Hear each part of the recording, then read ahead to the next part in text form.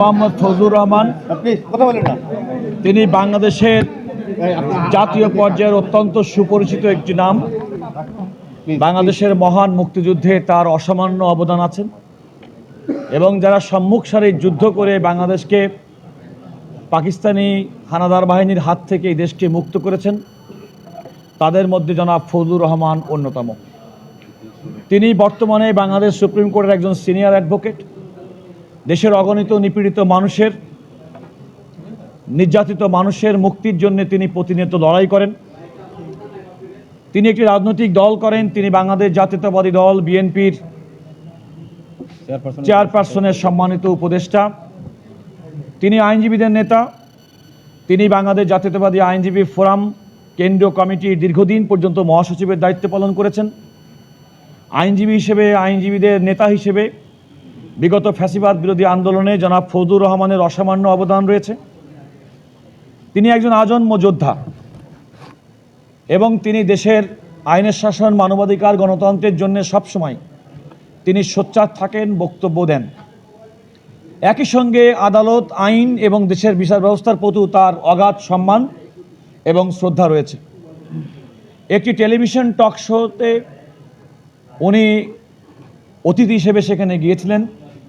উপস্থাপকের প্রশ্নের পরিপ্রেক্ষিতে তিনি এই ট্রাইব্যুনাল সম্পর্কে কিছু মন্তব্য করেছিলেন এবং সেই মন্তব্যের পরিপ্রেক্ষিতে এই ট্রাইব্যুনাল তার কাছে একটা ব্যাখ্যা চেয়ে আজকে সকাল 11টার সময় তাকে সশরীরে উপস্থিত থাকার জন্য বলেছিলেন।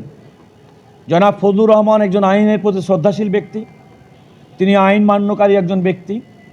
আদালতের এই আদেশের প্রতি সম্মান দেখিয়ে তিনি আজকে সকাল 11টায় ট্রাইব্যুনাল তার দায়িত্বভার গ্রহণ শুরু করার আগেই তিনি আমাদের সিনিয়র অ্যাডভোকেট জয়নুল আবেদিন, আমাদের আইনজীবী ফোরামের মহাসচিব ব্যারিস্টার কায়সার কামাল, আমাদের আইনজীবী ফোরামের কেন্দ্রীয় কমিটির সাংগঠনিক সম্পাদক গাজী কামরুল ইসলাম সজল সহ আপনারা দেখছেন যে আমরা অসংখ্য আইনজীবী আজকে আমরা ওনাকে নিয়ে এখানে উপস্থিত হয়েছি। আপনারা এও জানেন যে আদালত এই ট্রাইব্যুনাল কর্তৃক জনাব ফজলুর রহমানের কাছে ব্যাখ্যা চাওয়ার পরপরই যত দ্রুত সম্ভব তিনি একটি ব্যাখ্যা আদালতের কাছে উপস্থাপন করেছেন, যেটা আমি আজকে আদালতের সামনে পড়ে শুনেছি। আপনারা লক্ষ্য করেছেন আদালত জনাব ফজলুর রহমানের কাছে যে প্রত্যাশা করেছেন, উনি নিজেও আদালতের কাছে কথা বলেছেন এবং আমরা মূলত আদালতের কাছে, আদালতের প্রতি জনাব ফজলুর রহমান এবং বাংলাদেশের বিচার ব্যবস্থার প্রতি তার যে শ্রদ্ধা এবং সম্মান এবং আস্থা, সে কথাটি আমরা আদালতের সামনে উপস্থাপন করেছি। আদালত আমাদের বক্তব্যটি গ্রহণ করেছেন এবং আদালত গ্রহণ করে আদালত প্রত্যাশা করেছেন যে আমরা আদালত, বিচার অঙ্গন, বিচার বিষয়ক সম্পর্কে কোনো বক্তব্য দেওয়ার ক্ষেত্রে প্রত্যেকটা আইনজীবী, সাধারণ মানুষ যেই হোক না কেন, বিশেষ করে জনাব ফজলুর রহমানের মতো বাংলাদেশের একজন প্রতিষ্ঠা একজন নাগরিক, তার কাছ থেকে প্রত্যাশা করেছেন।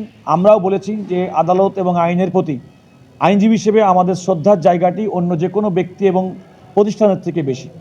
আদালত আমাদের বক্তব্য শুনেছেন। আমাদের সিনিয়র জয়নুল আবেদিন তিনি আদালতকে বলেছেন যে অনেক সময় উনি কোনো ইন্টেনশন, ওনার উদ্দেশ্য ছিল না, এই বক্তব্য যেটা দিয়েছেন তিনি অস্বীকার করেননি, তবে তার কোনো উদ্দেশ্য ছিল না যে আদালতকে হেয় প্রতিপন্ন করা, মানুষের কাছে বিচারকে প্রশ্নবিদ্ধ করা কিংবা এই ট্রাইব্যুনালের কোনো কার্যক্রম কিংবা বিচারকে প্রশ্নবিদ্ধ করা। আমাদের সিনিয়র জনাব জয়নুল আবেদিন তিনি এখানে আছেন, তিনি এখন আপনাদেরকে বলবেন। এরপরে যদি আপনাদের কোনো কথা থাকে আমরা চেষ্টা করব।